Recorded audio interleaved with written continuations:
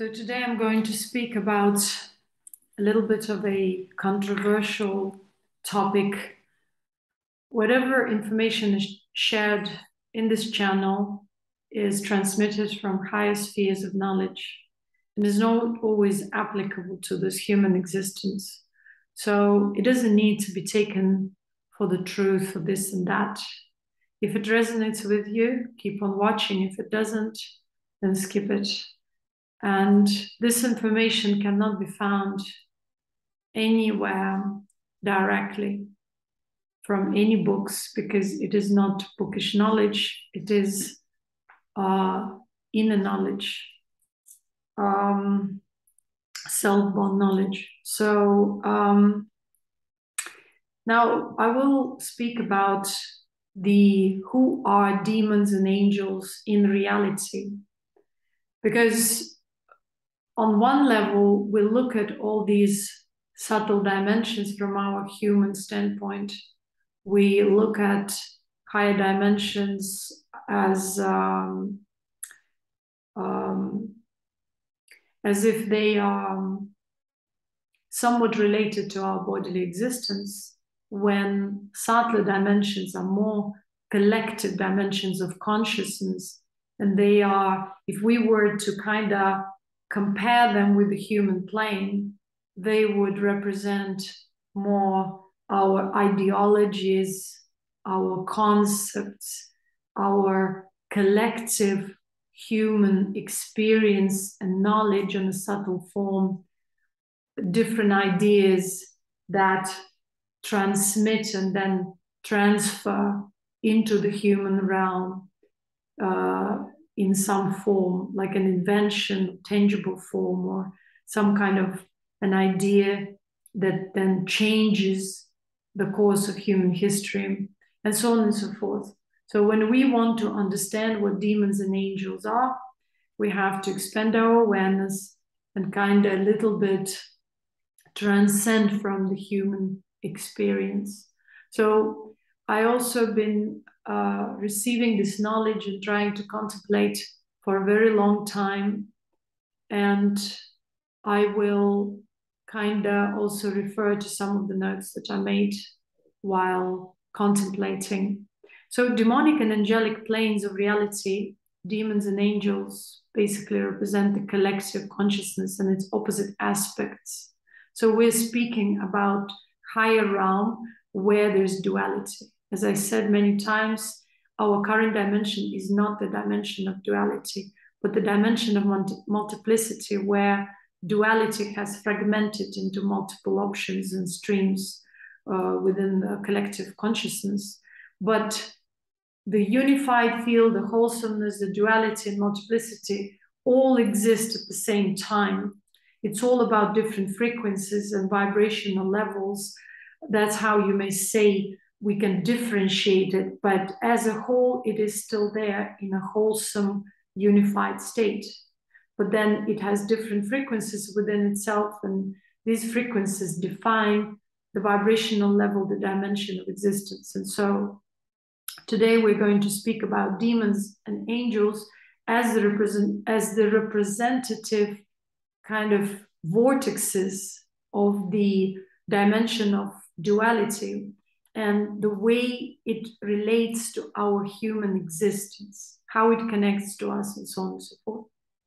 So again, they represent the collective consciousness and its opposite aspects, and they are not directly related to our current human existence, the existence of the physical body or the physical dimension. And they more apply to our intellectual and mental levels. And let's say when we receive inspirations, some kind of new ideas, they come from that level. And that level is the level of subtle knowledge. But the way it transmits, the source of that transmission, which polarity transmits it, will define the way it settles down in this dimension. And if we look at the vortexes, the demonic and angelic, they are one. They exist in oneness, but these are different ways consciousness and its power manifests, or these are two different modes, if we can use our human, sort of employ our human understanding. So these are two different modes. The demonic mode is that conscious mode where consciousness is in its manifesting, projecting kind of power, where it constantly keeps on creating and dividing itself and keeps on sort of attracting consciousness to its fragments, so that these fragments can have certain lifespan. And angelic is more like retaining more internalized perception.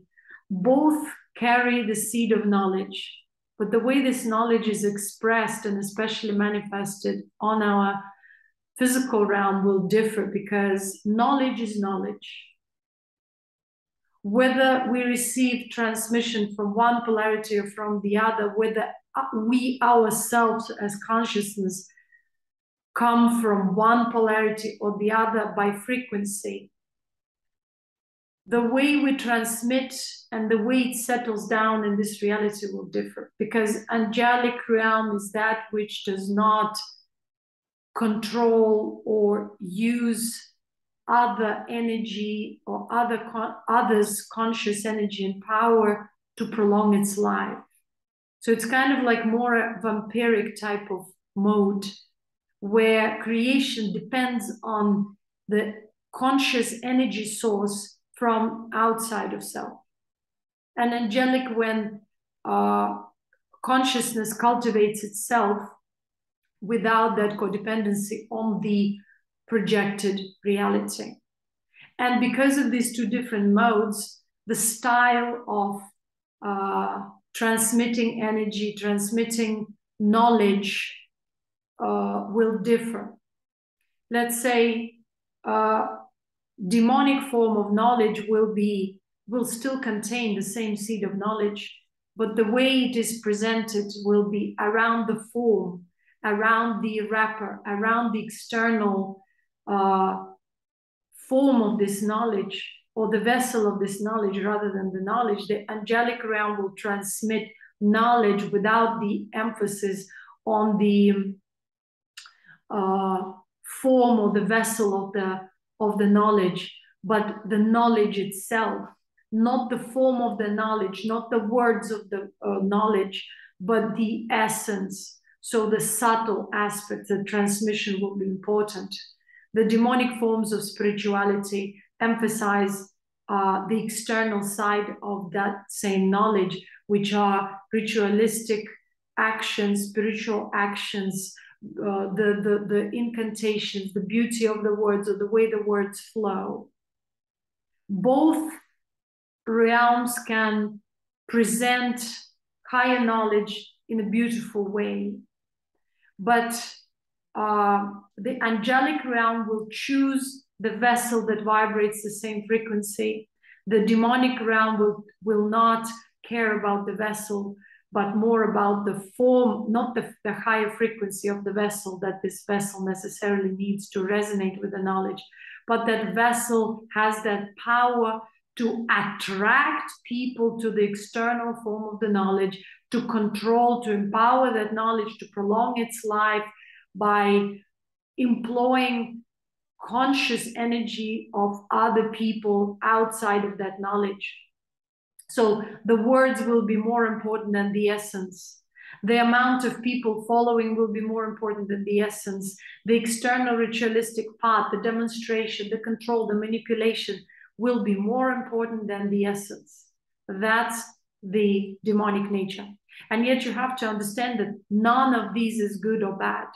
It's just what it is. It is all right within the creation. These are just different modes of experiencing spiritual knowledge, spiritual understanding. And so when we speak in terms of spiritual possessions on the level of demonic possession or angelic possession, it's always in terms of being possessed by ideas, ideologies, some kind of spiritual teachings, cult teachings, which may be appearing as if they do contain the seed of true knowledge, and they do.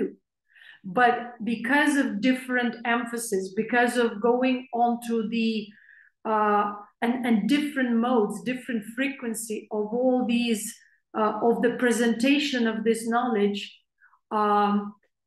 it will be perceived differently, because the higher frequency does not want to control or attract anyone to the knowledge by will, or by manipulating that will into submission and attraction, so that that conscious being with their will empower this teaching, this ideology, so that it can grow and possess and overpower the collective humanity. That's the demonic nature.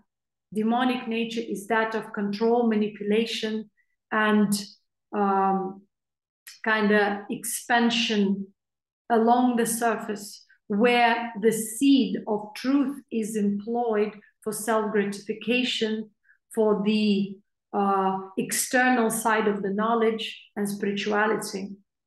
But the other side, the angelic side, will never try to manipulate anyone's will into submission, because the other polarity believes in free will, in the sense that if one vibrates that frequency, they will be naturally attracted to that knowledge. And that's how the higher forms of knowledge, protected by these angelic forms, you may say, within the higher collective sphere, remain untarnished by the external,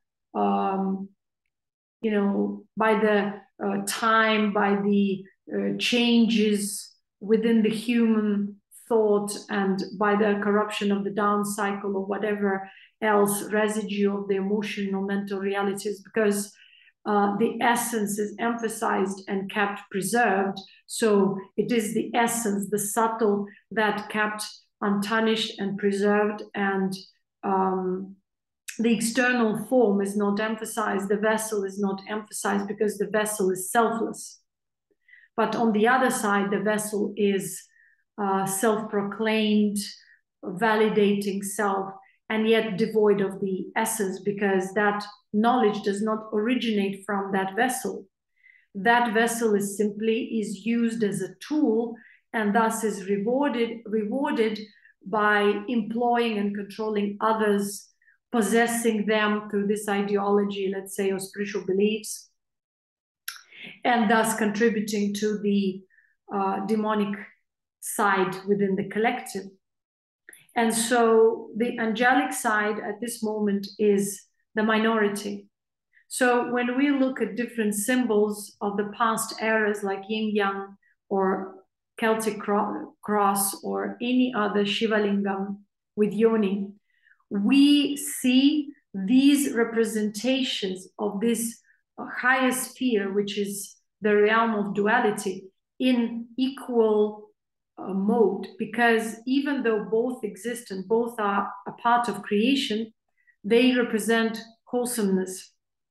And it shows also the down and the upper cycle.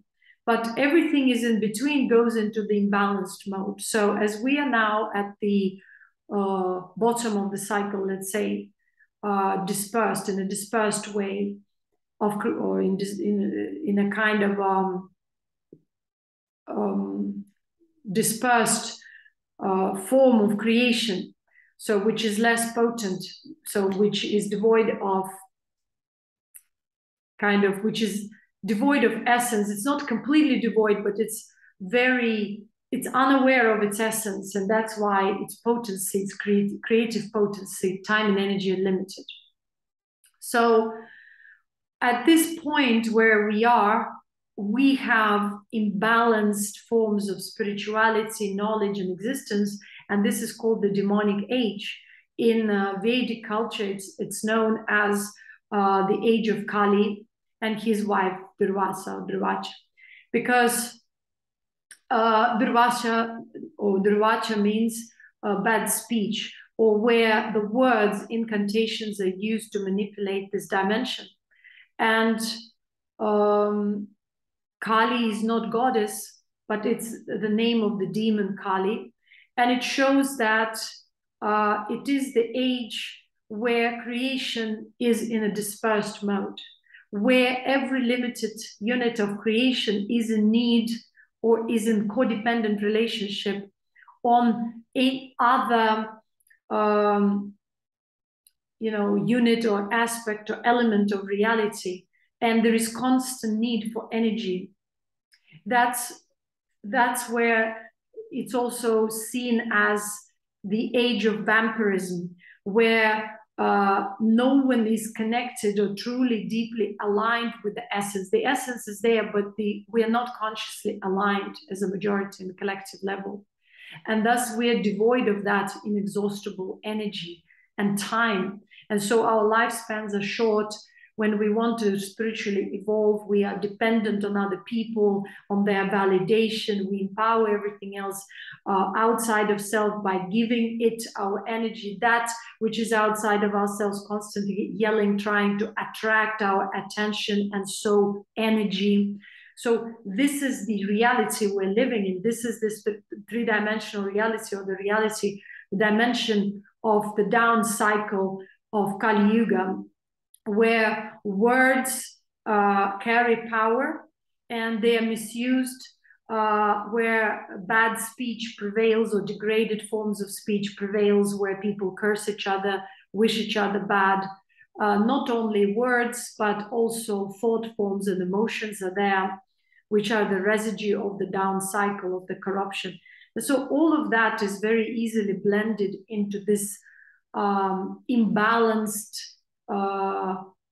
so far demonic mode of rulership of this dimension, and how this dimension exists and supported by our consciousness. And the only way we can realize that is by having awakened to this understanding and realigning with the unified field, which is also beyond the duality. But duality is much higher sphere of existence, where there is constant awareness and knowledge, different forms of knowledge, which carry different seed of transmission. The demonic transmission, as I said, will carry that seed to employ and prolong its life through the employment of other people's consciousness, by attracting other people, by creating large followings, by recruiting and preaching. That's the demonic form of spirituality.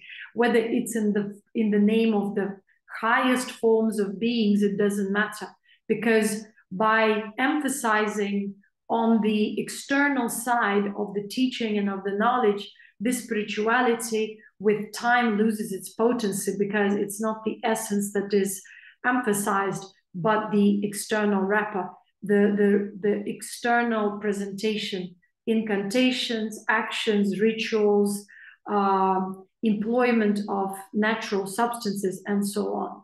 And it's all good when one is connected with the essence and emphasizes the essence and employs the external representations of spiritual knowledge only partially, as a part of one's existence in this dimension, rather than looking at it as something constant or eternal.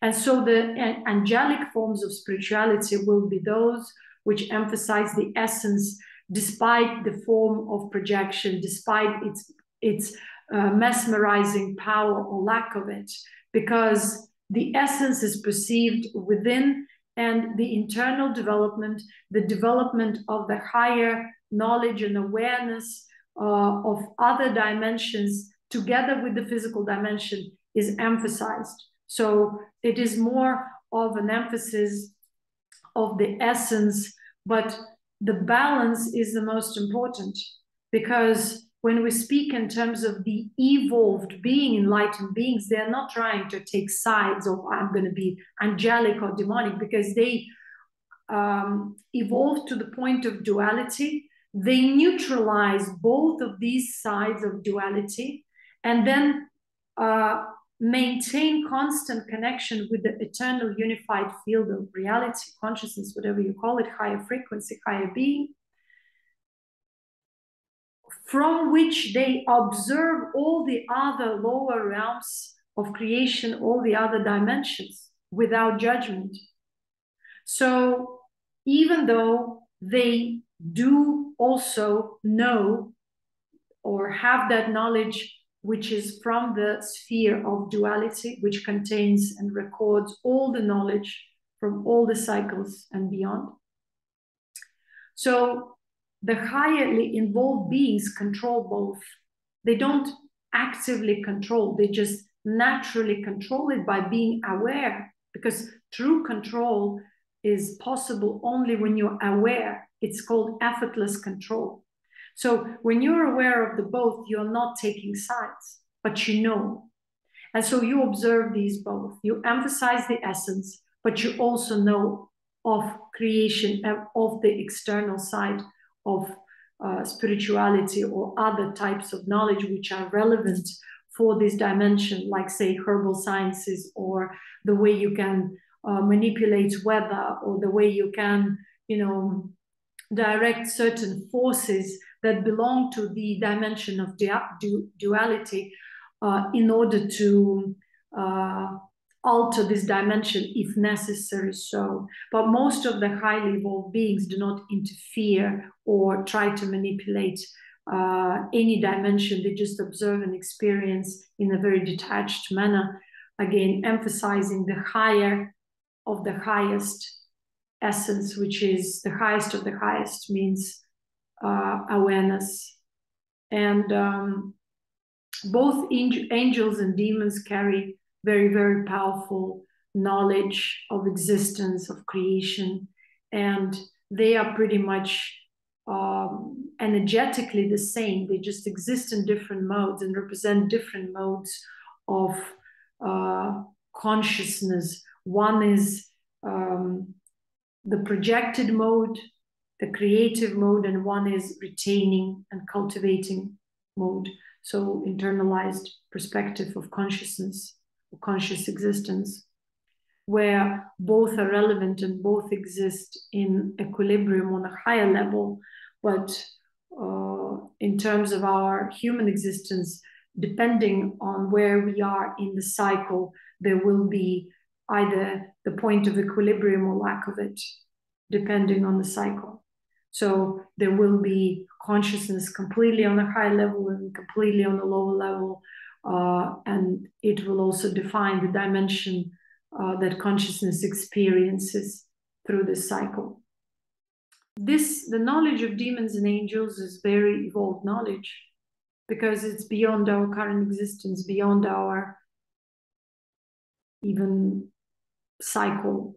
So it's all the knowledge, and that's why very often it's not applicable to our human realm and cannot be deciphered or understood. Even when we receive this transmission, when this transmission is mixed with our, emotions or some kind of inner limitations, or the pre-digested knowledge which we received from our society, books, and so on, it starts kind of limiting and framing that or channeling that higher pure transmission into some kind of a context known to the human existence.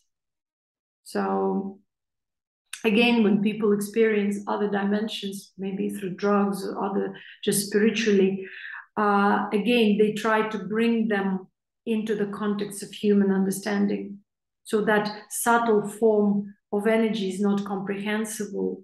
So they bring it into the human understanding. That's where people see this kind of different distorted forms of energy, like, and then they say, okay, this is demonic or angelic, or it's some kind of entity, because they try to bring it as close as possible to the human understanding of reality,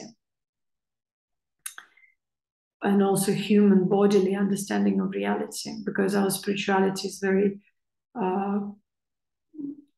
much tied up to our current existence in the body. So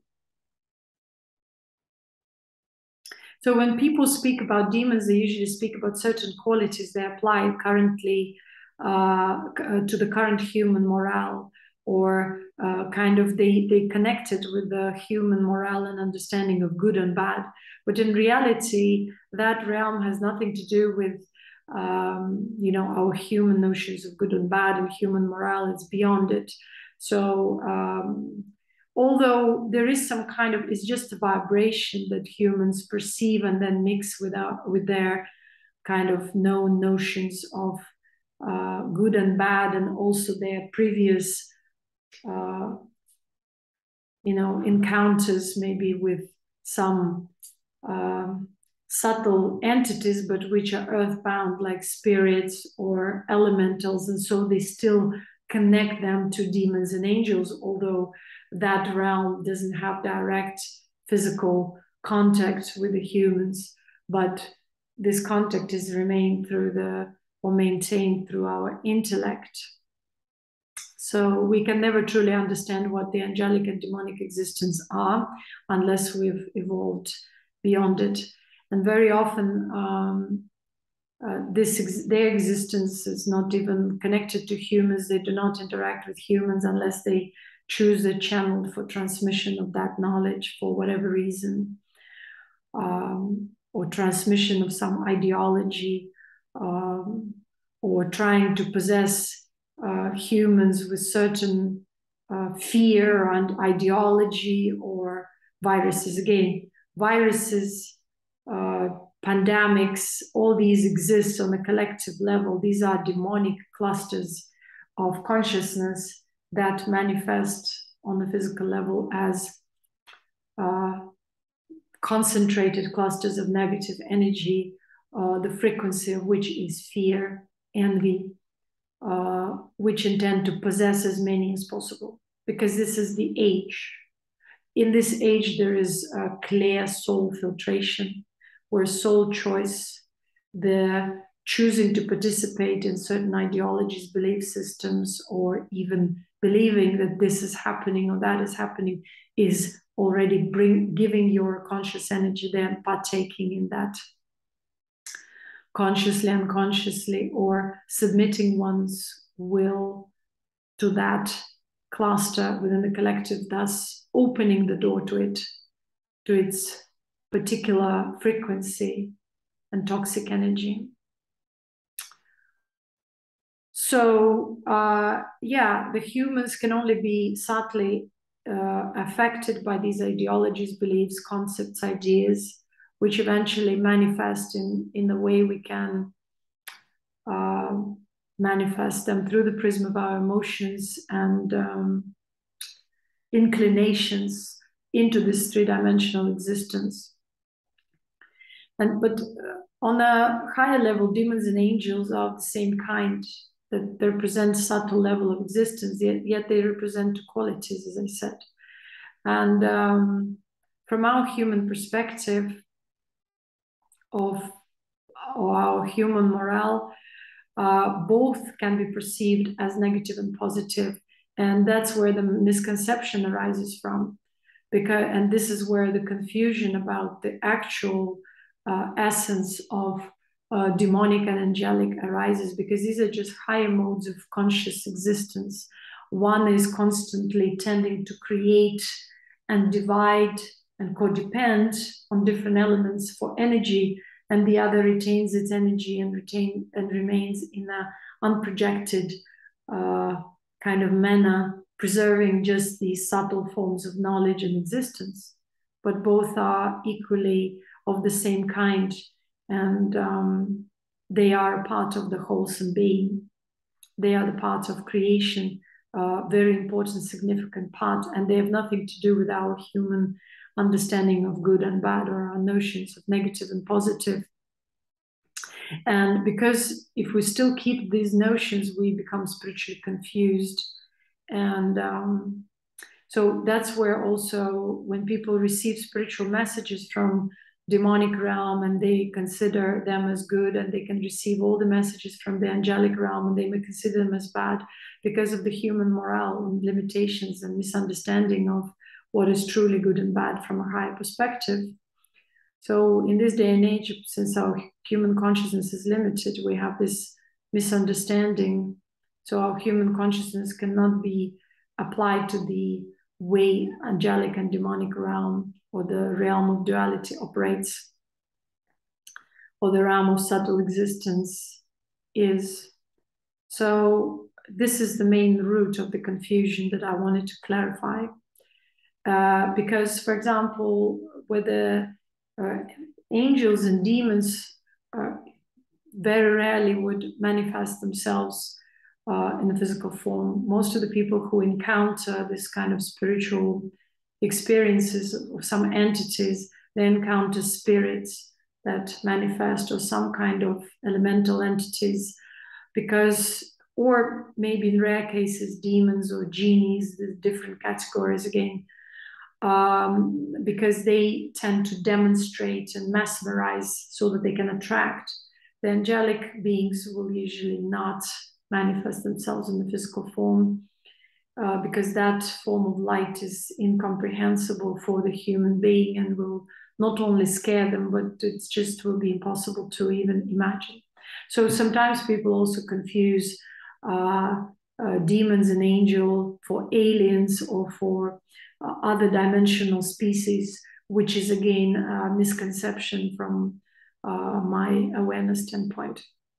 But everyone, again, can believe in what they want, can be possessed by whatever ideologies, by whatever beliefs. It's their choice, it's the soul choice. By that soul's frequency, they make these choices and choose to believe and partake in certain ideologies and belief systems and so on and so forth. These kind of people are possessed first, and then they create, establish institutions, religions, and so on and so forth. And that's why we can call this age as the age of demonic spirituality, the age of this frequency that divides continuously, fragments this reality, making it less and less potent, less and less connected with the higher being. And again, even though we observe nature, nature is not a part of man-made reality of this dimension. Even though it's perceived on the physical level, it's governed by subtler forces which are not known to us directly when we are in this day and age in human bodies.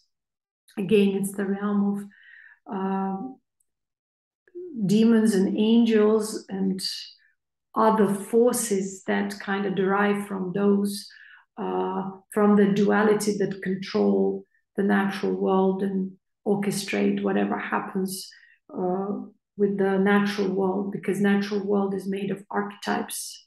And so we can see the remnants of this knowledge in ancient spiritual teachings of Egypt and other, where you can see there was pantheon of some deities. Some these are just forms, the direct directives from the this collective higher sphere of duality that govern the natural world, the forces of the natural world. And when we speak about 5 elements, we already speak about different conscious streams of that duality. And that those conscious streams, again, could be grouped into 3, and then 3 into 5, and so on and so forth.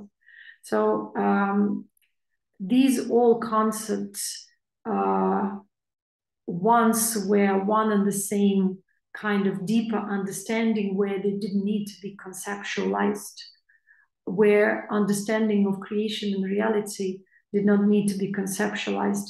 The need for conceptualization arose only in this down cycle, in this day and age where the connection with the essence was weakened to the point where it has been almost veiled completely. And so in order to keep some kind of an understanding, we started writing and drawing and depicting that which cannot be even explained in words, started transmitting it into words, through words, into also drawings and some kind of concepts. So, but if anyone encounters these kind of forces, these forces of the collective level. They are incomprehensible in energy potency, and that's why they cannot be perceived or encountered just directly by a single human, because they are collective.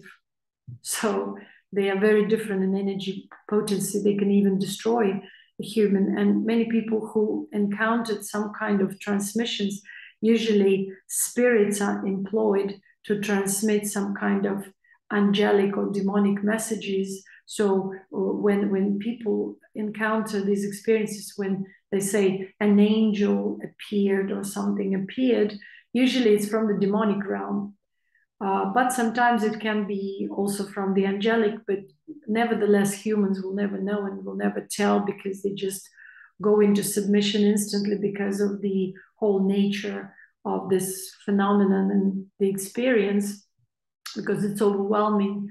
But usually other higher spirits are involved or employed for this kind of messages. They are not the higher, form or subtle forms, because they cannot just manifest in this limited reality directly. So they employ middle spirits, you may say, or some kind of a middle plane spheres, which are still closer related to humans from the mental plane and closer to the emotional, so that they can go through the prism of all these mental emotional layers, so that the manifestation is possible, at least temporarily, in some kind of a holographic light form. But this light is, the light of a higher sphere is imperceivable. It's such a powerful radiation, it can literally shatter the physical form in an instant, so it cannot be directly experienced unless one has gone beyond that level and exists in a more unified existence without the form. So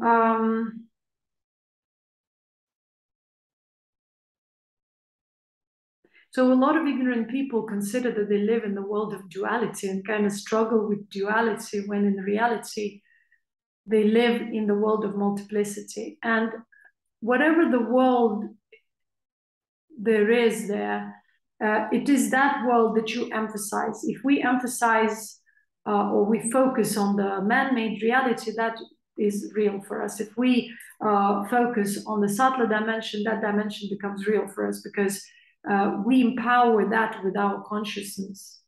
If we concentrate on the natural world is more important than the man-made reality. And so the more we understand these spheres and all, we understand that they all exist in a wholesome way, but they still have their own kind of separate frequencies, and they can only be distinguished by frequency and the vibrational level. So again, it depends on where you stand. You will have different experiences, and many people sometimes, accidentally experience certain things or provoke experiences, especially nowadays through drug abuse or abuse of herbal substances without actual prior knowledge or true guidance. So for money, you can get anything right now. But even when you get an experience, oftentimes you have no capacity, or neither intellectual nor spiritual, to decipher that experience. And that's where the danger lies, because you will start again trying to connect your unrefined sense of self with that external experience, where you start losing yourself or creating a link and giving all your emotional and other forms of energy to that experience by trying to create, again, or connect your identity or create something out of yourself through that experience. Again, remaining in the projected reality, draining yourself and losing on the substance, kind of, without being focused within and aligned with that substance. Any experience is just an experience, whether of spiritual nature, emotional nature, or any other nature. Because like knowledge, even if you have knowledge, like certain people can have knowledge, but that if they are not aligned within and not connected with that essence, that knowledge is just going to strengthen their sense of limitation and limited self-ego, where they will try to, again, prioritize the external form of that knowledge and themselves connected to that knowledge in an egotistical way, thus losing their essence, draining themselves even in the name of spirituality or something phenomenal, some phenomenal knowledge. Eventually it will lead them to decomposition and draining, decay, decomposition, death. Not the real death of liberation, but the loss of the body, which is the energy loss, which is unwanted death, so-called. And that's why in spiritual terms, we can always look at reality like that. If you're connected to the essence, you're immortal, eternal, and you continue your evolution through this physical body for as long as you need. You exit the body, you continue in subtle spheres selflessly. Or you're just dead each time because you lost your energy, because you empowered the matrix, the projected reality, in whichever name, your goodness, your badness, your evilness, or your holiness, but the result is one and the same, you're dead. So now spirituality can only be looked at from this standpoint. The body and the vital force, which defines the energy potency and time that you have for evolution in this body. And then if you're capable of breaking through so that you can go further. But for the majority, it's out of the realm of myths and fairy tales, because so far, no matter how much attempt we make to meditate, to do whatever, we're still gliding along the surface. We're still within the projected reality. In the name of spirituality, in the name of religion, in the name of goodness, we miss the point, which is the essence. So now, why demonic tendency is connected to the evil, and what is evil? Evil or darkness is ignorance. Ignorance happens when the wholesome perspective is shattered or fragmented and dispersed. And when you just look at every little limited unit, you cannot have that wholesome idea. That's why it's called the age of ignorance. It's the age of dispersion, where the collective consciousness cannot perceive its collective or sort of unified being, because it's dispersed and focused on splinters, on every single limited unit. And it thinks that it is potent in that multiplicity, in that fragmentation, which is ignorance in itself, which is darkness. Darkness doesn't mean that it's devoid of light, as the light we know as humans. Light meaning there is clarity about wholesomeness and the essence. Darkness means lack of it. So very easy. When we come to the higher spheres of angelic and demonic, we clearly see this, that when we go into the mode of dispersion within creation, we are going towards darkness. When we go towards the essence and unified being, we go towards the light. That's the whole point here. But none of these are good or bad from our human standpoints. And if we look at them this way, we are again existing only but in delusion. And we do not understand even what we're speaking about. So a regular human cannot distinguish between demons and angels, actually. They can't understand what that means. So there are a lot of spiritual encounters, as I said, which are not of direct experience of those realms, or that realm, but it's just there is some kind of a middle subtle entity that delivers the message, if there is a need for that. Out of this delusion and misconception, religions were born. Also, both angelic and demonic realms bring their type of knowledge kind of with their specifics. So the truth is one and the same, but the way it's presented by both of these realms will be different. So every realm will try to bring their kind of perspective and also specific understanding of creation, truth. And so when they choose the vessel for that transmission, if this is not the day and age, let's say, if it's angelic realm choosing their vessel, if it's not the day and age that supports this transmission or this vessel, there will be a lot of resistance because the prevalent energy will be resisting. So when people speak about fighting tendencies and resistance, it doesn't really happen on the higher level, on the higher spheres. It happens more on this dimension where there is resistance between the energy of dispersion. And so that vessel who transmits that angelic energy would need to refine themselves and overpower the resistance of this day and age, of this time, of this tendency of consciousness within them to go into dispersion and projection. And so only after having mastered this and emphasizing the essence, which is very difficult in this day and age, this person or this being will become fit for that higher sphere of knowledge from the angelic realm, and also not only fit, but have to cultivate or be of the same vibrational level so that the transmission can be pure.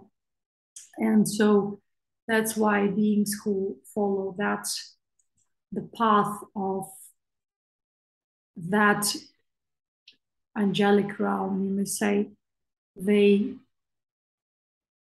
focus within and cultivate themselves first before they are fit for this higher knowledge and transmission, so that they can vibrate with this higher knowledge and transmission as one, not that like in the other extremity, the vessel is vibrating that demonic energy and yet can also speak of the truth about creation or reveal some kind of interesting, captivating knowledge about creation, magic, etc. But yet the vessel, even though uttering words of the truth or something that is true, themselves will not be refined, but will be of a demonic nature. Self-gratification, self-validation will be prevalent in that being, or other demonic tendencies, which will kind of push them and the truth that they transmit into the dispersed mode. So more emphasizing, as I said already, the external side of the teaching.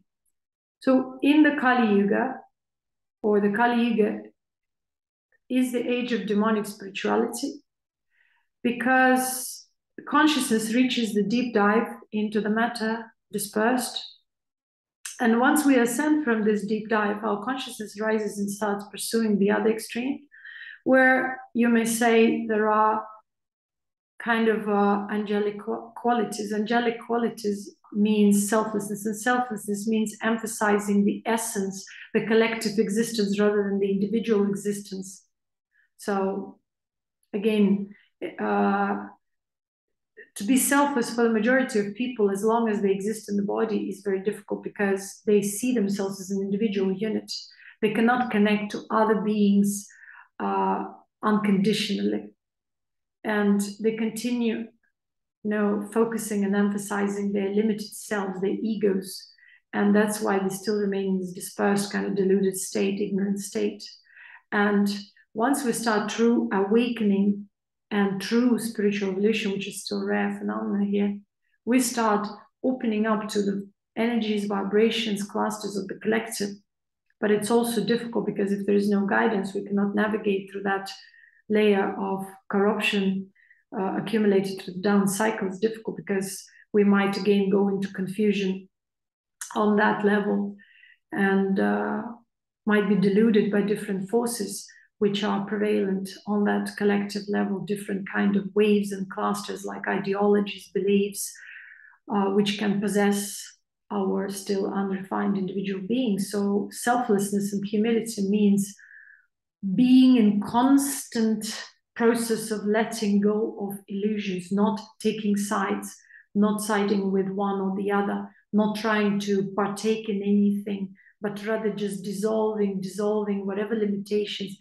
Dissolution doesn't mean denial, because many people think it's escaping and denying.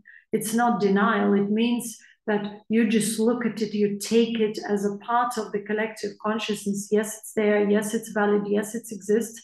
And it's right. And I know it. And that's it.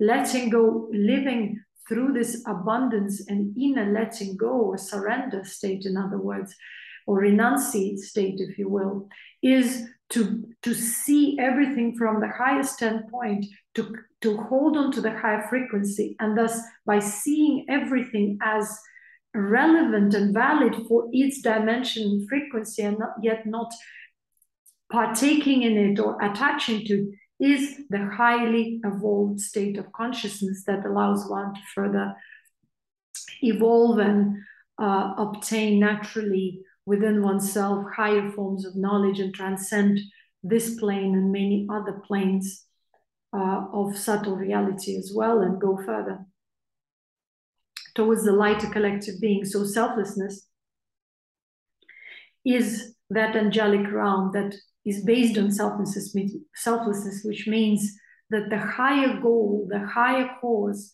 the higher knowledge is more important than any individual or separate element, where there is a natural sacrifice of any individual sense of self towards the higher cause.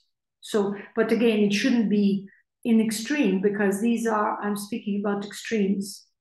Now, the highly evolved beings are not going into extremes. They are highly evolved because they stay in alignment. They are aware of both the extremes, and they stay in equanimous being, kind of. There's just awareness of whatever phenomena are there in within the creation. So now I would like to speak about the demonic seed. So the demonic seed is the quality of consciousness, as I said, that tends towards the projection, the creation of multiplicity. And on a human level, it will always tie the vessel of transmission or teaching or knowledge to their form, to their sense of ego and separation. They're better than the rest, they're special, the chosen one. This is demonic tendency. To be chosen, to feel like that, to present oneself like that, to be devoid of simplicity and selflessness is the demonic quality. That's why those preachers are known as demonic preachers. Even if they tell the truth and do speak about spiritual essence or spiritual sciences, they are all about themselves. They look for validation. They codepend on their audience, and need more and more energy to propel this cult, to propel this knowledge in its externity, in its external form.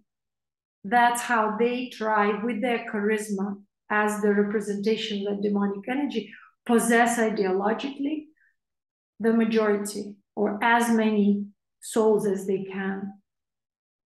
There are also social forms of demonic transmissions, where certain ideologies within the society, or certain beliefs within the society try to possess the majority, or try to recruit the majority, control, manipulate it. So these are all demonic representations, or the representations of demonic quality of consciousness, which is not good or bad. It is what it is again.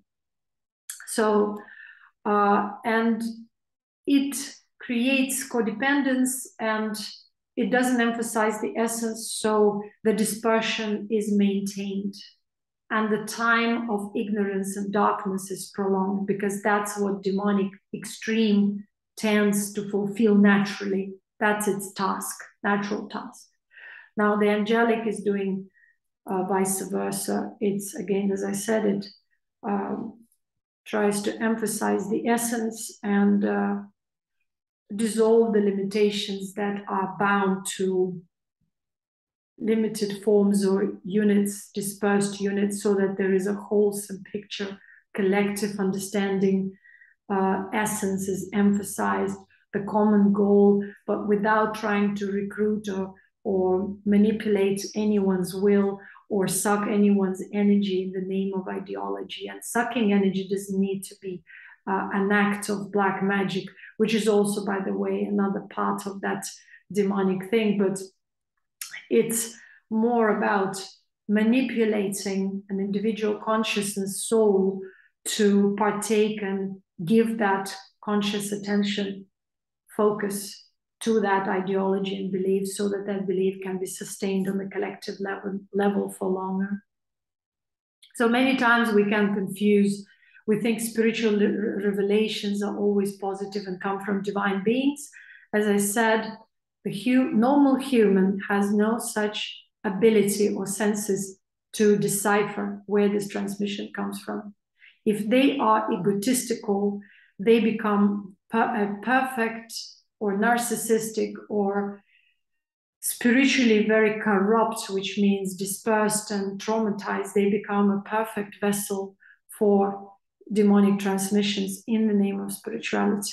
To find in this day and age, at this point, true, pure, selfless vessels for the higher angelic transmissions or higher forms of spiritual knowledge is very rare still, because the majority of people are having unrefined sense of self. So when they experience something supernatural, receive such transmissions or knowledge, they start tying it up again around or to their unrefined, unhealed sense of self, their trauma, their emptiness, where they feel like they are nobodies and they need to be something to feel like there's something important or potent, through dragging that connection, through dragging that energy through this connection with the projected reality, validating oneself. And so if we do not realize it on the collective level, we keep on prolonging this age of darkness, being tied up to this misconception about spirituality.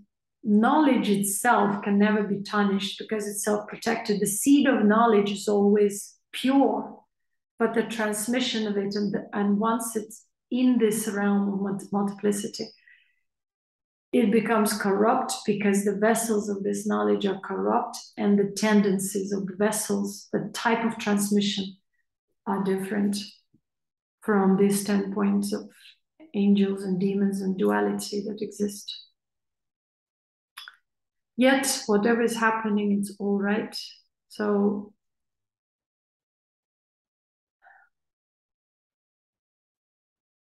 for example, when people receive inspirations about music, dancing, some kind of writings, so these are all transmissions. But once they come into this world, they are distorted by our unhealed traumas, our emotions.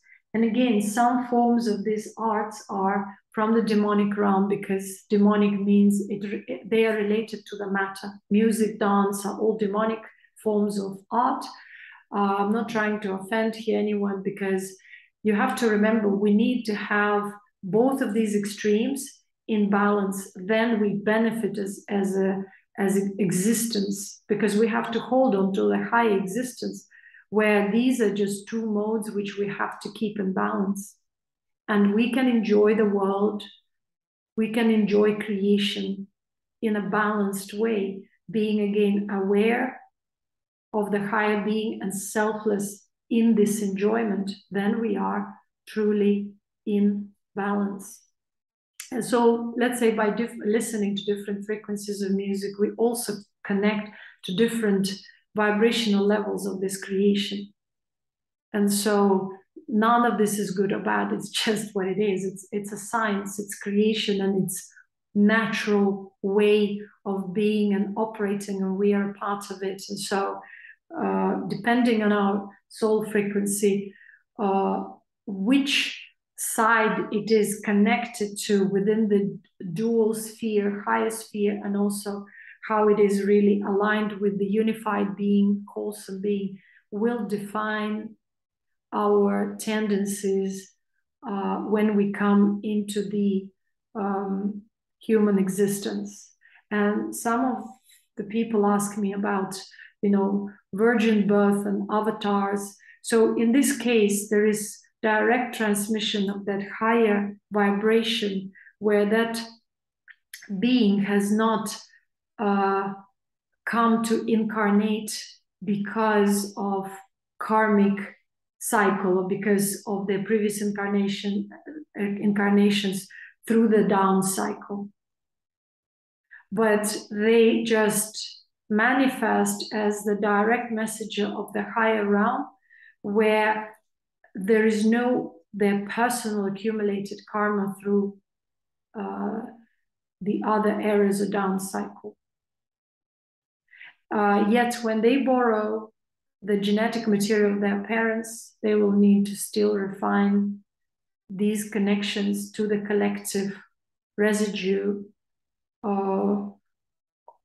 which is represented within their physical being by the genetics of their parents, and that genetics is also shaped through the down cycle. So there's some form of corruption that these beings, even though they have this virgin consciousness, pure channel, they still will need to spend some time after birth to refine themselves, to realign themselves in a kind of a direct manner and dissolve that residue of the karmic birth through their parents, their ancestry and bloodlines.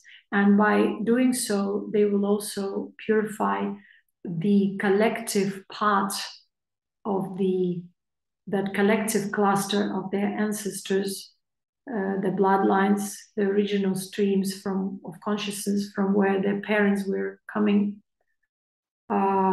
by dissolving these through the power of their higher connection, the connection with the higher being.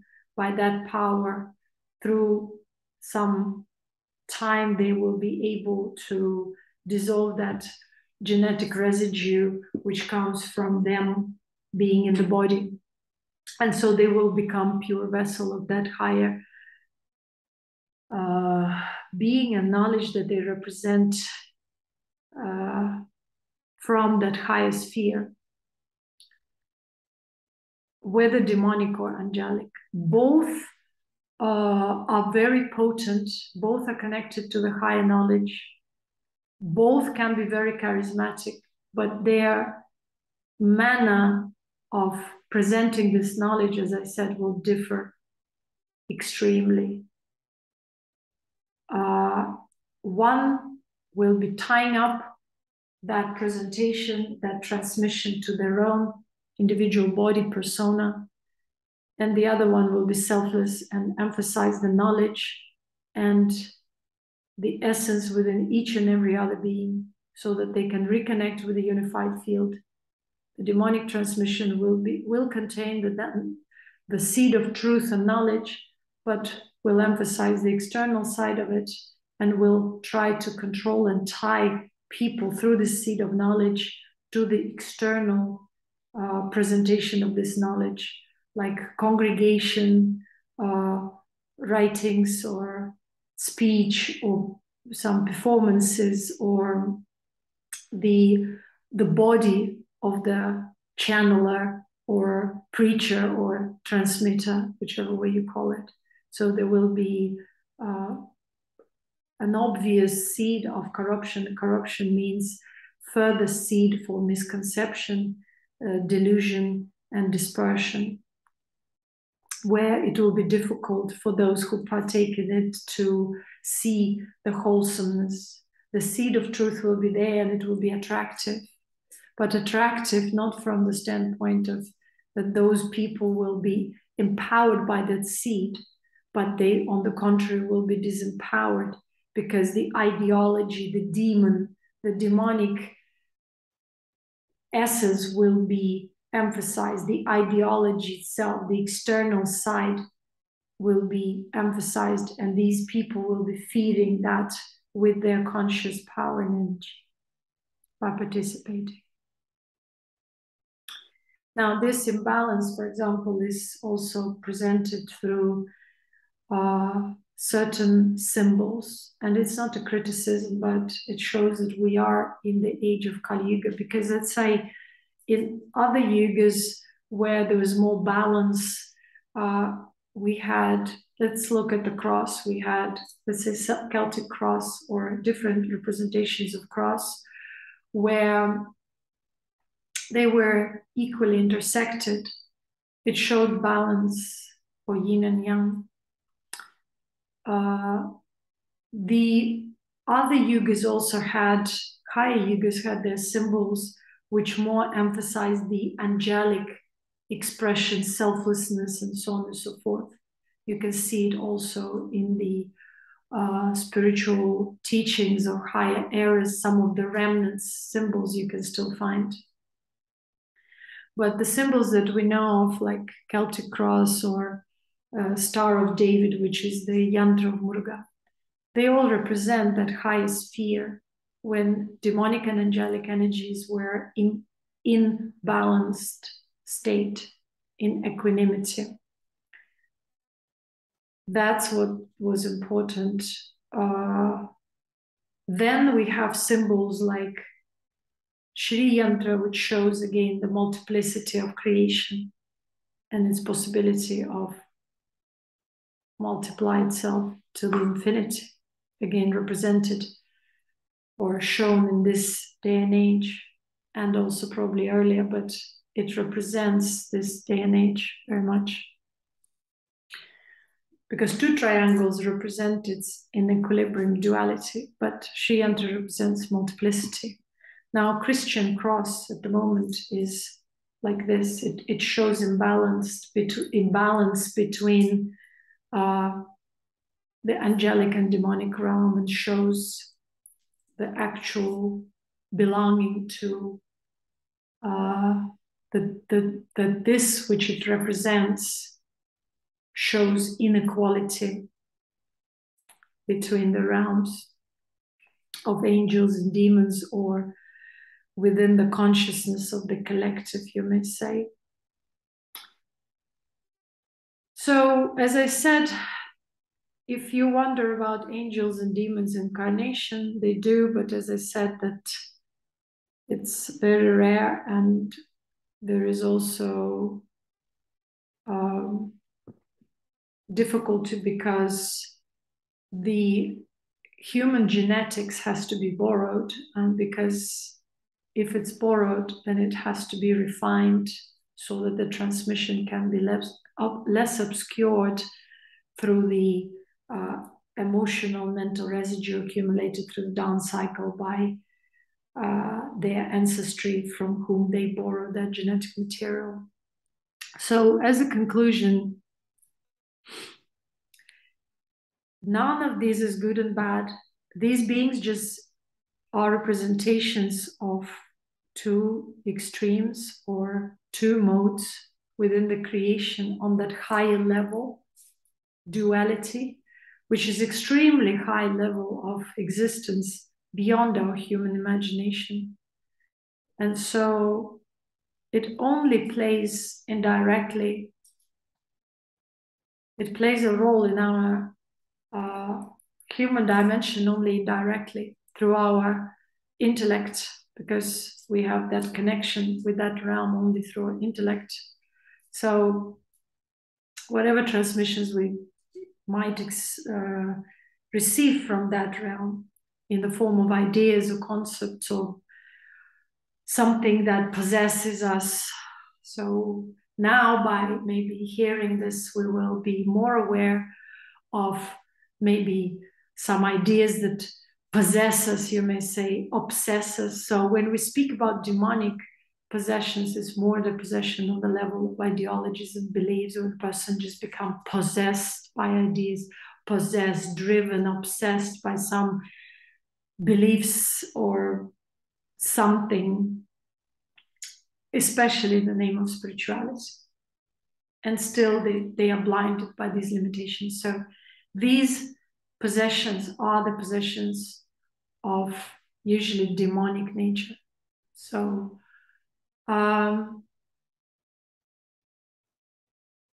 when we observe pandemics, collective any collective phenomena, this is where you may say that higher sphere interacts with humans. In this day and age, it's mostly demonic, because demonic is prevalent, because there is imbalance. So the angelic is represented on the earth in a physical level as very, very, very minute, fractile. It's a very, very tiny minority, if I may even say so. So it's a very, very small number of beings who can somewhat be connected. The rest of the beings are connected to the collective majority, which is prevalent in this day and age, the age of demonic beings, demonic spirituality, and demonic understanding of reality in general, which is not good or bad. It is what it is. It means self-gratification, exposition, demonstration, control, manipulation, so that I can get, as a single unit, more power than the other, comparison, envy, anger, inability to see wholesomeness, but seeing more things in a dispersed manner. That's the demonic nature within creation and within our consciousness, with the collective or individual. And when we possess such tendencies, it means we are part of that collective cluster, which represent that frequency and tendency. And so we may say that we are possessed by these clusters. And so when we experience trauma and certain emotions are invoked, we create an opening within ourselves through our core to that collective being, which kind of vibrates or resonates with this frequency, which is invoked within us through this traumatic or whatever experience. And so that's why it becomes contagious. The spiritual possession is very real. It's always there within each and every being. But before we become conscious, we just think that this is normality, to be jealous, angry, panicking, affected by other people's emotions, and so on and so forth. But in fact, these demonic energies that control the collective at this point, they control the collective through the individual. So every individual is possessed by one or the other type of demonic cluster within the collective, or demonic archetype, you may say, whatever frequency and vibration, whether ideologically or through belief system or through emotions, etc., etc. And it's not just emotions, it's more mental, but emotions are tied up to it. And so before we realize this, we cannot really refine ourselves on the individual or collective levels. And so we cannot transcend the level of multiplicity into duality, which is the level of simplicity and higher knowing and awareness. That would be very simple to deal with when you just observe these tendencies but do not partake in it, right? But as long as we exist in this dispersed state, it is very easy to fall prey to any kind of collective clusters or these representations of the demonic energies, you may say, or tendencies and modes. So we can only realize that when we start the refining process through the awakening. And so when we are aware of these, we have an opportunity to free ourselves from that. But freeing will encounter a lot of resistance, because again, we're not just a single unit. We belong to the collective through our ancestors, through our bloodlines, through our nations or whatever we belong to, through our ideologies and spiritual beliefs. And so when we start this process of refinement, we have to take this and to keep it in perspective, that the refinement is not just refinement of some emotional tendencies, but it's much grander. It's the refinement of the collective residue within oneself, or untying oneself from that. It doesn't mean that you can actually refine, but you just untie. So the more beings untie themselves from these ideologies and refuse to participate, the less potency that ideology has, because it's no longer fed by the conscious power and energy of these individuals. And so by liberating one by one, we keep on refining, keep on letting go, and now contributing more to the higher being, which is devoid of these limitations, devoid of this dispersed perspective and perception of reality. And thus we announce the age of evolution.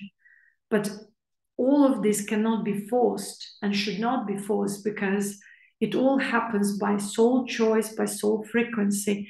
And this is the main message, because nothing should ever be forced, dictated, or pushed. If it resonates, accept it, accumulate it, cultivate it, and let go, and remain with essence. If it doesn't, then continue pursuing what you're pushed to pursue from within, because that is your tendency, that is your inclination, that is your frequency. And this frequency will lead you to a certain point within the manifestation, so that you can reflect and understand whether you want to continue that way or you want to change something. To change means you've awakened, you've experienced it to the fullest, and now you want to dissolve that experience and realize something else. So again, it's up to each and every individual. Thank you very much for your time and patience, and I hope that it awakened someone's understanding to this topic. Thank you.